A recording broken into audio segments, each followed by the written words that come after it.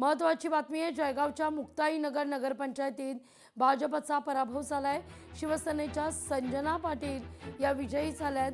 पराभवानंतर रक्षा खडसेंच्या निवासस्थानी चिंतन बैठकीला देखील सुरुवात झालेली आहे। रक्षा खडसेंशी संवाद साधलाय आपले प्रतिनिधी सुमित देशमुख यांनी।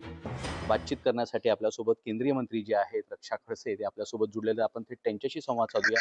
ते काय सांगणार? या ठिकाणी शिवसेनेच्या 11 जागा निवडून आलेल्या आहेत, तर भाजपच्या 4 जागा निवडून आल्या आहेत। कसं बघतात आपण याकडे?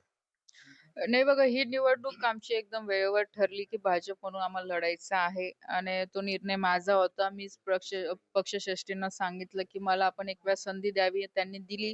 त्याच्याबद्दल मी आदरणीय देवेंद्रजींचे पण आभार मानते, आदरणीय चव्हाण साहेबांचे, बावनकुळे साहेब असतील, गिरीश भाऊ असतील, सगळ्यांचे मी आभार मानते की त्यांनी आम्हाला ती संधी दिली की इथे निवडणूक आम्ही लढलो पाहिजे।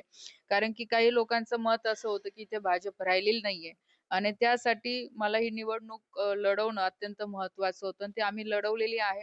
जो काही जनतेने कौल दिलेला आहे तो मला मान्य आहे। आज 17 पैकी आमचे 4 जागा निवडून आलेल्या आहे। पण दुसरीकडे मला ह्या गोष्टीचंही समाधान आहे की आज या पक्षाच्या निवडणुकीच्या माध्यमातून आम्ही घराघरापर्यंत पोहोचलो, आमचा पक्ष पोहोचला आणि भविष्यामध्ये प्रयत्न माझे, कार्यकर्त्यांचे, आमचे सगळ्यांचे पदाधिकाऱ्यांचे राहतील की अजून जनतेचा विश्वास जो आज कमी पडलेला आहे भविष्यामध्ये तो कसा वाढेल याच्यासाठी माझे प्रयत्न राहतील। राजकारणात अप अँड डाऊन्स येत असतात, ते सगळ्यांनी प्रॅक्टिकली राहून कन्सिडर करणं गरजेचं असतं।